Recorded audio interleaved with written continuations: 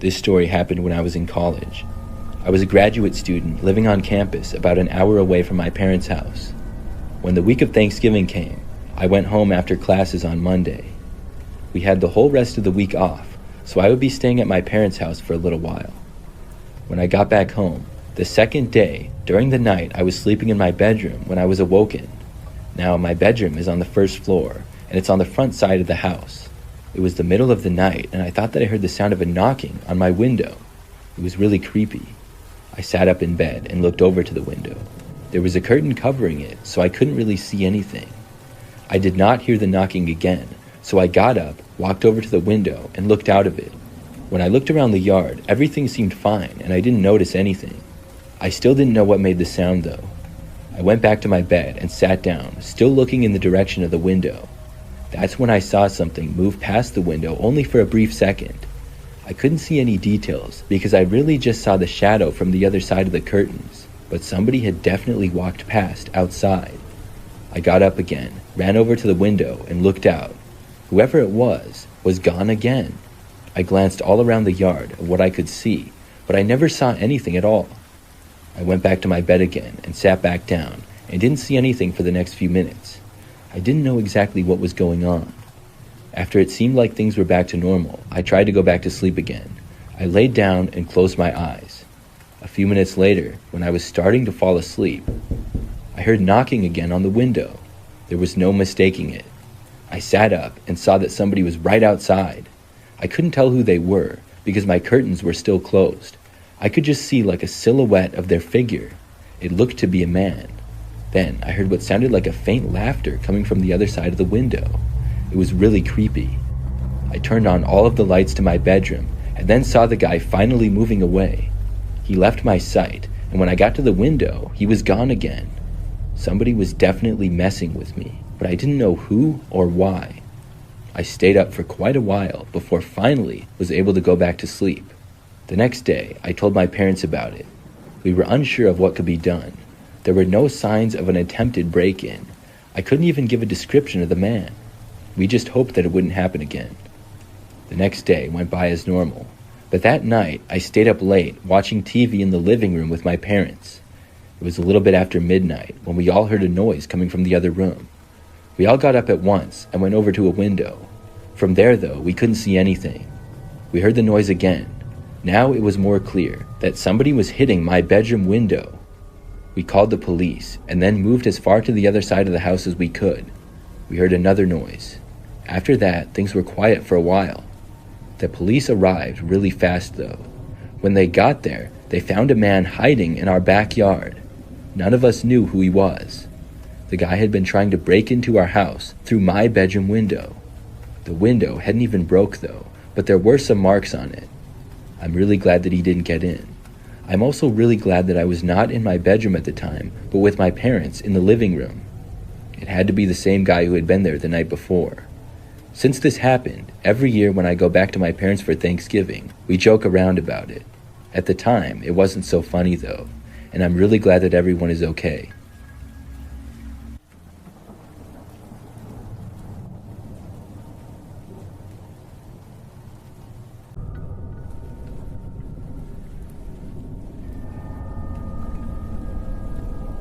This happened last year and still creeps me out when I think of it.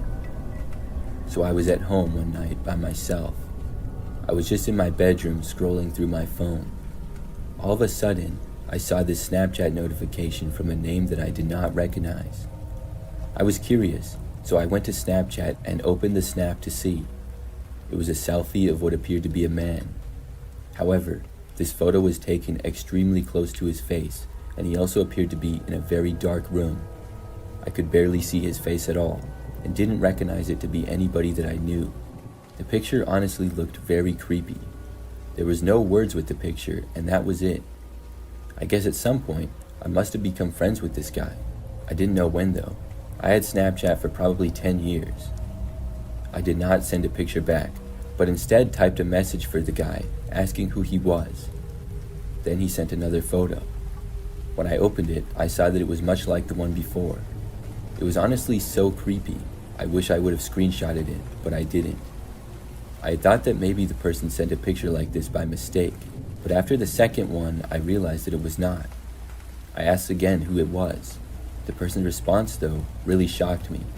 He simply said, "I'm coming over now." I thought that he had to be joking, but I also realized then that I had my location on Snapchat. I quickly went into the settings and turned my location off. If this guy was serious, I was hoping that he would not know where I was. Then I blocked the mysterious guy. I thought that was it. I returned to what I was doing, but I couldn't help but feel a little bit creeped out by the whole thing. Well, roughly 30 minutes later, there was a knock at the front door. I had a terrible feeling instantly. I think by now it was like 10-something at night. Not a normal time for somebody to come to the door. I carefully left my bedroom and went down the hallway. Eventually, I got to a window that I could look out and see who was there. When I did, I saw a man wearing a ski mask standing there. I couldn't believe it. The guy must have got my location before I had turned it off.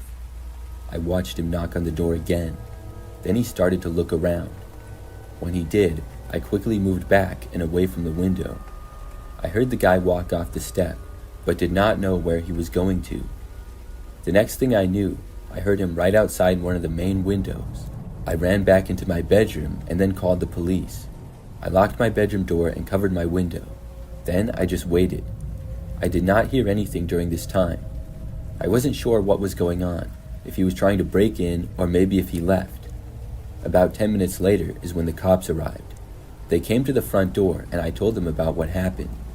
They offered to look around, and I almost said that they didn't have to, but I ended up saying sure. Then they looked around my backyard and surprisingly found the man hiding in some bushes. When they located him, they asked him to come out. He ignored them and then tried to run. However, the police caught up with him before he left the yard. It was the same guy who had been Snapchatting me. I'm not sure what his plans were. I'm just glad that he was caught.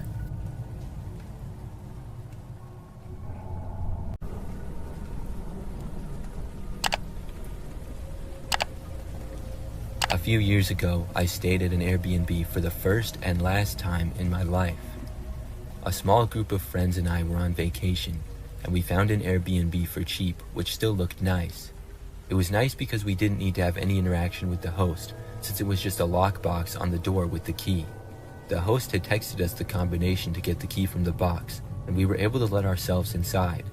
Once inside, we got settled in and started making dinner. The house was pretty nice, just like we thought. What was strange though, as we explored the rooms, we noticed there were a lot of valuables just sitting out. For example, one of the rooms had a PS4 plugged in, and in a drawer in another room, there was some car and house insurance things, as well as some cash in a wallet. We thought it was strange how trusting the host was of random people staying in his place not to steal anything. We weren't planning on taking anything, but I'm sure there's some people who wouldn't think twice about it. Anyways, later that night after eating, we checked out the rest of the place, picked our bedrooms upstairs, and eventually checked out the basement. As we explored the large basement, we came across a door that was locked. The door being locked itself wasn't anything strange, but the fact that many valuables were left laying around in the house made us think, if none of the valuables were behind the locked door, what would the door need to be locked for, and what was behind it? Anyway, we continued with the rest of the night and went to bed at a good time since we had to be up early the next day. In the middle of that night, while sleeping in my bedroom upstairs, I was woken up with the urge to pee. I tried to go back to sleep, but it was bad enough to keep me up and I had to go to the bathroom. As I got out of bed and approached the door, I heard some movement out in the hallway. It sounded like somebody was shuffling down the carpeted hallway. I opened up my door to continue towards the bathroom, expecting to see one of my friends awake also trying to use the bathroom. When I opened my door, however, I saw someone at the end of the hallway opening a different door and look inside. I immediately could tell that this was not one of my friends based on the shape of the figure. I flipped on the light switch for the entire upper hallway, which was thankfully right near me. I screamed loud enough to wake up all my other friends as I saw a man at the end turn towards me with a look of surprise on his face. I was worried that he was going to attack someone, but thankfully, he seemed more ashamed and upset at getting caught snooping around the house and looking into our rooms. Turns out he was the host of the Airbnb we were staying at. He tried to explain what he was doing here in the middle of the night, saying he was looking for some tools that he had left behind and needed for the morning. It wasn't a very convincing argument. After more questioning of the guy, we also found out he had been living in the locked room in the basement the whole time we had been there, even though he said we had the whole place to ourselves. Needless to say, all my friends and I are very certain that this guy was a creep and had probably been doing this to guests for years. On the bright side, at least he wasn't violent or aggressive, because we realized how much worse the situation at night could have been. I'm not certain what legal consequences this guy was faced with, but he did lose his right to rent out places at least.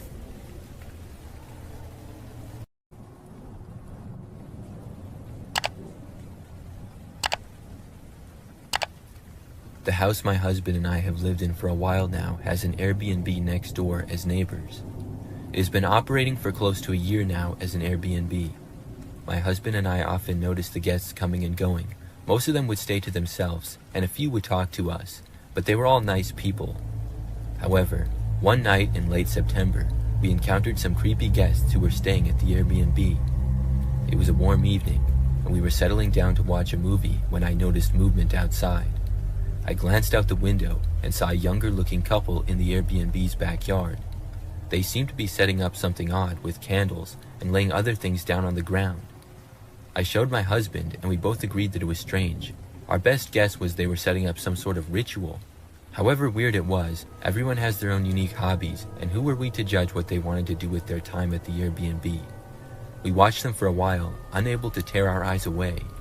Firstly, it was just fun to watch, but also, we wanted to make sure that nothing extremely creepy was going on. They took a while to set up, so eventually we got bored and went back to watching our movie. Before going to bed, I checked out the window to see if the young couple was still out there. They still appeared to be just hanging out with whatever stuff they had set up, so I dismissed it and went to bed. In the middle of the night, I was gradually awoken by sounds coming through our bedroom window that was open for air. I could hear soft murmurs outside, low and rhythmic. I glanced at the clock, which showed that it was past 2 a.m. now. I woke up my husband, and we went to check out why the neighbors were still up at this time. We got out of bed and made our way to the back of the house and looked out the back window towards the backyards. Surprisingly, this time the young couple was in our backyard, standing and making strange movements in the flickering candlelight. It appeared they were doing whatever ritual thing they had set up earlier. What was even stranger was there were some lights in the woods, which were way out on the property away from our house. I guess the couple had set up some candles way out in the woods as well, but I wasn't sure. It didn't make sense. Somehow, it felt scarier to go outside and confront the couple about being on our property, rather than just let them continue what they were doing. We double-checked the house, locking all our doors and windows just in case before going back to bed. The next morning when we woke up, we cautiously walked into our backyard, checking to see if anything was damaged. It looked like the couple from the Airbnb had already left, since their car was gone. Everything was normal in our backyard, thankfully, besides a note that we found in the middle of the lawn pinned down by a rock. I bent down and picked up the small piece of paper and unfolded it to read it. It read, "Thank you for your participation. You have been blessed. Nothing major happened to us in our yard that night, but it was just really creepy in general. We left a message with the owner of the Airbnb, recommending not to let that young couple stay in again in the future if they tried to."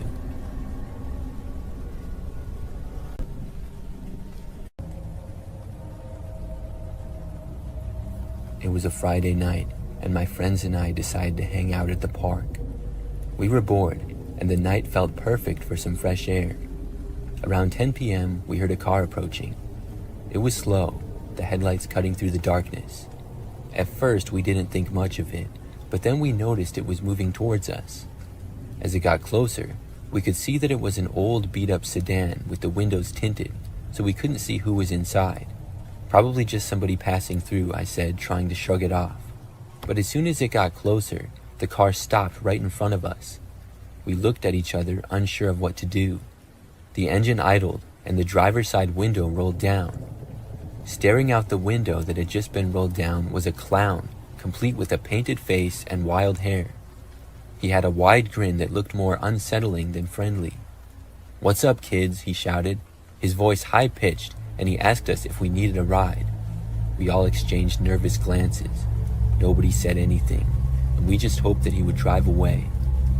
There was something off about him, his smile and the way his eyes seemed to be darting around. The clown called out to us again, saying, "Come on, don't be shy." My friend Sarah was the first one to say anything, as she whispered to us that we should leave, her voice shaking. She stood up and we all followed her lead, backing away from the bench. "Wait, where are you going?" the clown asked, still grinning. "I'm just trying to be friendly," he said. We turned and ran towards the nearest exit of the park. I looked back once, and the clown was still sitting there, his smile now more sinister. We didn't stop running until we reached my house. Out of breath, we piled into the living room, slamming the door behind us. We tried to laugh it off, but the mood had shifted. We were all on edge, checking the windows to make sure that the clown wasn't following us. We eventually relaxed a bit and put on a movie. Hours passed, and at around 1 a.m. after the movie was over, my friends began to leave one by one. After the last one left, I locked the door and turned off the lights. I settled onto the couch, thinking I might finally get some sleep. But then I heard a faint sound outside, an engine slowly driving up the street. I walked quietly to the window and peeked through the blinds. There it was, the same old sedan from earlier, and the window rolled down with that same clown staring straight at my house. His face was illuminated by the dashboard lights, and his grin seemed wider than before. He just sat there, motionless, as if waiting for me to make a move. I backed away from the window, my mind racing. I wanted to call the police, but I didn't want to draw attention to myself or risk being seen. I stayed away from the window, pacing in the dark. The engine continued to run, and I could hear the faint sound of some circus tune music playing. Minutes stretched into what felt like hours. I didn't want to look, but curiosity gnawed at me, so I moved back to the window to take a look outside. I could see the clown now tapping his fingers against the steering wheel, still wearing that disturbing grin. Suddenly, he turned his head towards my window, as if sensing I was watching. My heart stopped, and I ducked down quickly, wondering if he had seen me. After what felt like an eternity, I heard the car door slam. I held my breath, waiting for the sound of footsteps. But instead, I heard the engine rev and the car speed off into the night. That image of the car and clown inside scared me for a while, and for the next couple weeks I was paranoid, always checking around me if it was nearby, especially at night. It takes place when I moved into my first ever house after living in apartments for many years. I was excited to have my own house with a small yard as well.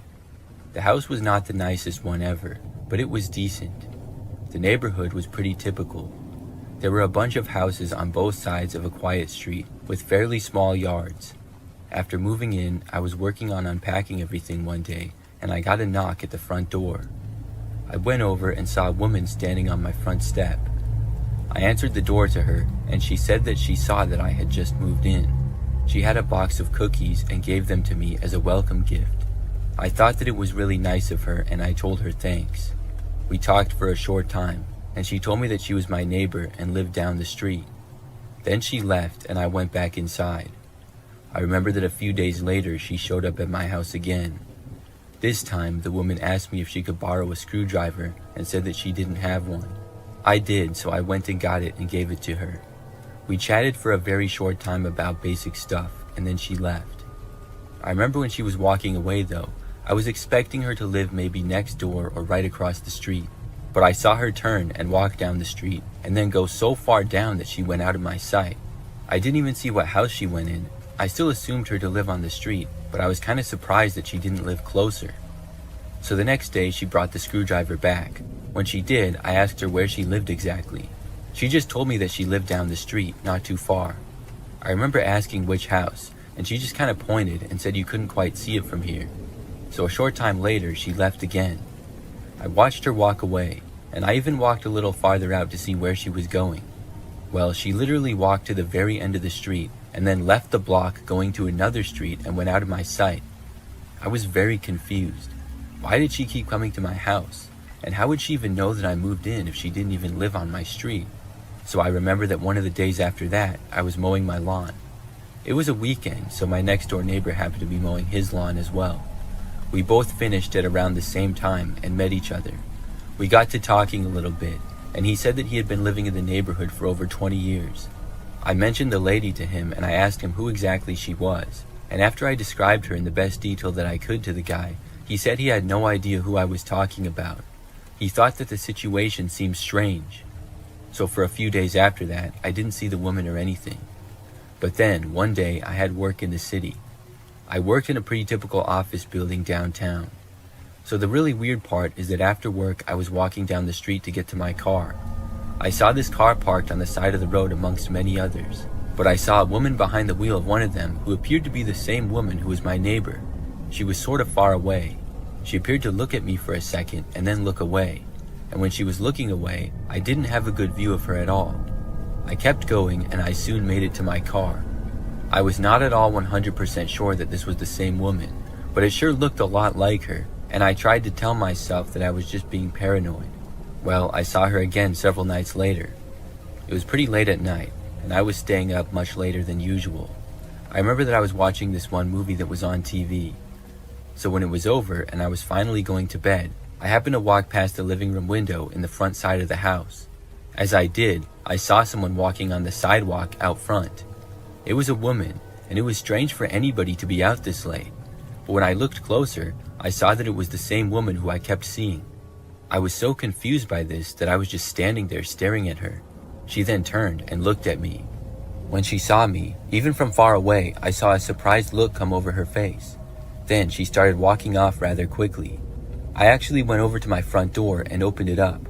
I was so confused that I wanted to just ask her what was going on. When I opened the door, I went outside and stepped out into the yard. The woman turned and looked over her shoulder as she was walking away. I called out to her, asking what was going on. She did not stop, but instead turned back and started running. She ran out into the street, and I got to the end of my yard, but I didn't leave my property. I was not going to chase after her, but I wanted to see where she was going. The woman then ran to a car that was parked on the side of the street across and a few houses down from mine. Then she got inside and quickly drove away. I was left as confused as ever. If she was my neighbor, why would she be driving away from here? I just went back inside and went to bed, and surprisingly, after that, I never saw the woman again. I'm still very confused about it. I'm not sure who she is or what she wanted.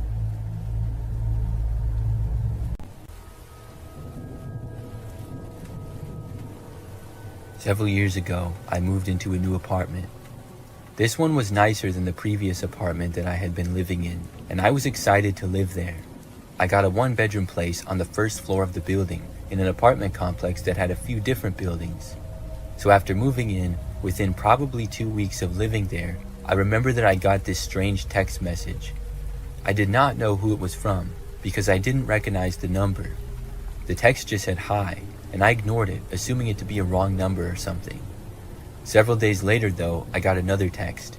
It was from the same number, but it said, "I can see you." I found this to be more suspicious now. I wondered if this was actually a wrong number or maybe something else, but quite possibly it was just a prank from a random number. I texted back asking who it was. They did not respond though. I got up and went over to my window and closed the blinds. It was nighttime, and I had a very large window that led out to a patio. Next to that was a small courtyard that connected to the other apartment building. I wondered if somebody could in fact see me, but I didn't really think so. I didn't get any more texts for the rest of that night. Either the next night or the one after, I actually got a call though. When I saw the number was calling me, I hesitated before answering, but my curiosity got the better of me. Even though I was really nervous, I picked up. I said hello, and there was a pause before I heard a whisper of a man on the other end. He just said that he knew where I lived and that I was home. I didn't know what to make of this. I tried asking him who it was, but then he hung up on me. By now, I was really creeped out about this whole situation. After that call, though, for a few days, there was nothing. Everything was fine, and there were no texts or calls. I was starting to forget about it until late at night when there was a random knock at my door. I was in the other room and instantly thought that the knocking might be connected to the strange texts and stuff. I didn't want to answer it, so I didn't. The knocking continued on and off for about a minute or two. When it finally stopped, after a couple of minutes, I got up and checked the door as well as the hallway. There was nobody there anymore. I was really nervous, but I didn't go to the police or anything. For the next few days, nothing happened, and things were actually fine for a few weeks after that. It had all stopped, and I was really happy about it, but I didn't know why. Then I ended up finding out something crazy. There was this guy who lived in the apartment complex, and he had been arrested for stalking a woman who lived in the next building from mine. When I heard the details of the case, it sounded very similar to me. He had texted and called her repeatedly before somehow entering her apartment one night. She managed to escape and call police, leading to the guy being caught. When I heard this, I realized why it had stopped, because the man was caught. I'm really glad that they got him when they did.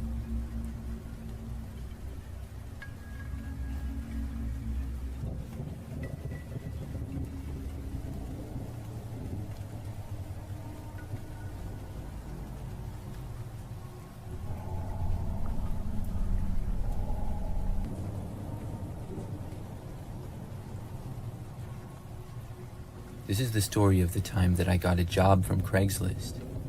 Years ago, when I was in college, I hardly had any money. I was really busy, and I remember during the summer one year I got this internship, but I didn't get paid anything for it. I was living with my parents, so I didn't have too many expenses, but I still wanted to have a little bit of money. I couldn't get a job because I didn't have enough time in my schedule. But that gave me the idea to look on Craigslist for something that I could do on a weekend sometime. I knew that there were people who would pay money for you to do yard work for them or something. And yard work was exactly the type of thing that I was looking for. I was pretty confident in my skills, and after looking on Craigslist for a couple of days, I saw an ad that interested me. It was a man who said he needed somebody to do quite a bit of work on his property. The job would take several hours at least, but he was willing to pay good money for it. And the guy also said that there was potential that he would need work done again another time.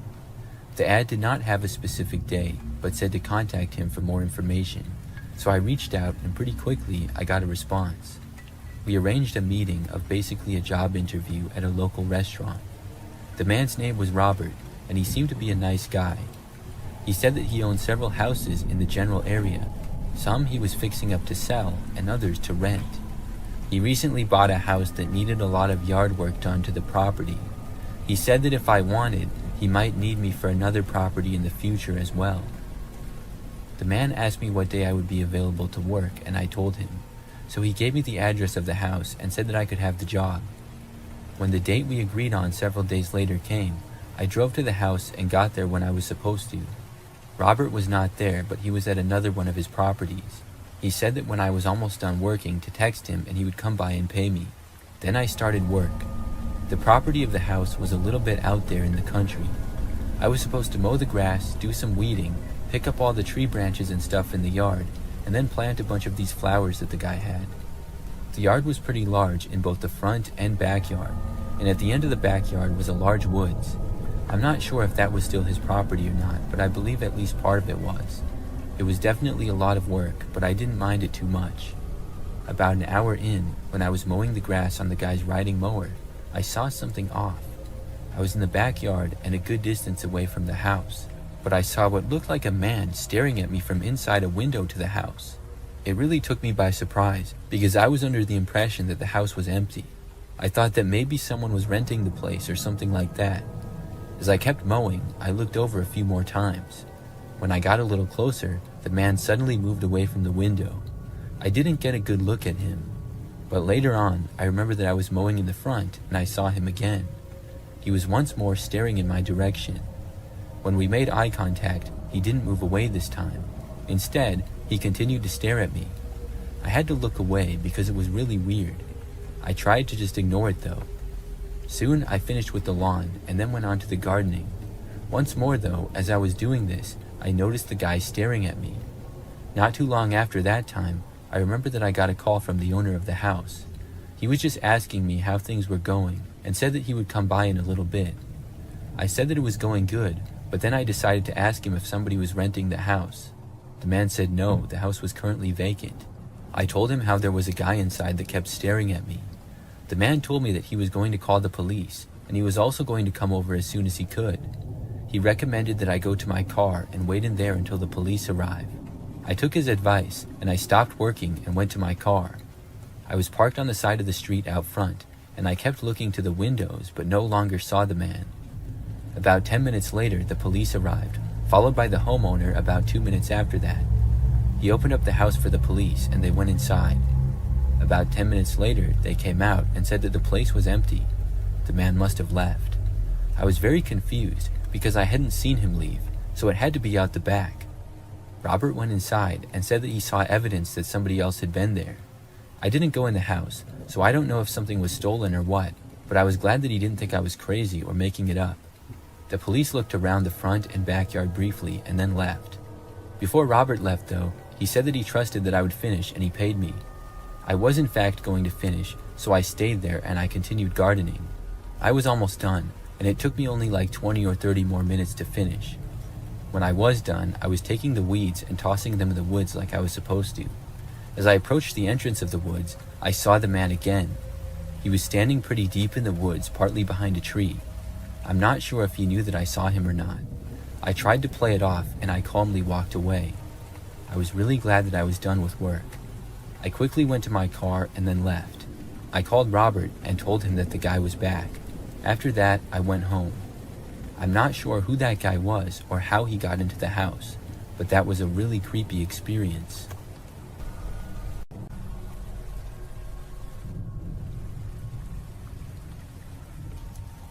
For a while when I was younger, I had a roommate. We shared a small 2-bedroom house together just outside the city. I didn't know the guy until I moved in, but I didn't have any money and I needed a roommate to afford renting the house, so that was the only reason that I lived with him. We both paid half the rent of the house, and the place was not very nice and pretty cheap. The guy's name was Ben. When we first moved in, we seemed to get along decently. For the first few days, we mostly just stayed in our own rooms or were gone at work. I did run into him in the kitchen once and we talked briefly. He seemed alright. However, about a week or two into living there, and one night I was awoken to the sound of somebody banging on my bedroom door. It was loud enough to wake me, and it continued, so I called out asking who was there.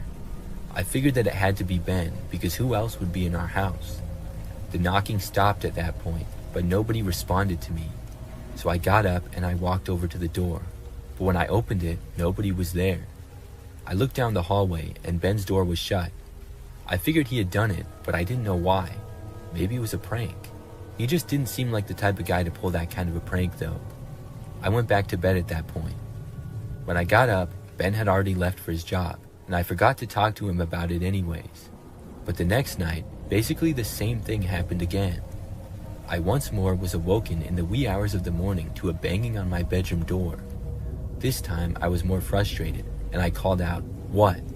The knocking stopped, and I got up and ran to the door and opened it. When I got there, nobody was in the hallway again, but I looked and saw Ryan's door closing. I went over and knocked on the door, but he didn't answer. I asked what his deal was, but he still said nothing. I thought about barging into the room and giving him a piece of my mind, but I decided not to. I just walked back to my room and returned to sleep. Maybe Ryan was a sleepwalker and that was the explanation, although sleepwalkers don't generally act that way as far as I'm aware. They're not called sleep pranksters. So the next morning, I wanted to confront Ben, but once more he was gone when I woke up. That night, again, I was awoken to a knocking. This time, I got right out of bed and marched over to the door and opened it. When I did, Ryan was standing right there on the other side. He looked at me, and I asked him what his problem was. Ryan then shoved me backwards before running off to his room. I went after him and tried opening his door, but it was locked. I banged on it for a while, but he didn't answer. So then, I just went back to bed again. I was planning on finding a way to move out as soon as possible. The next morning, Ben was not gone yet. When he left his room shortly after I got up, I confronted him. I asked him what on earth he was doing. Ryan said flat out that he didn't like me and he didn't want to live with me. I told him that I was going to move out as soon as humanly possible. Within a few days, I had found an apartment and moved there, which was good because I didn't like living in that house anyways. The apartment was more comfortable. In the meantime, Ryan did not bang on my door at all for the last few nights that I lived there. Looking back, Ryan was definitely a strange guy. I'm not sure if he was trying to scare me out of living there or what. He could have just told me that he wanted me to move out and we could have handled it like men. There was no reason for the crazy nonsense that he did. I'm glad that I found an apartment so quick.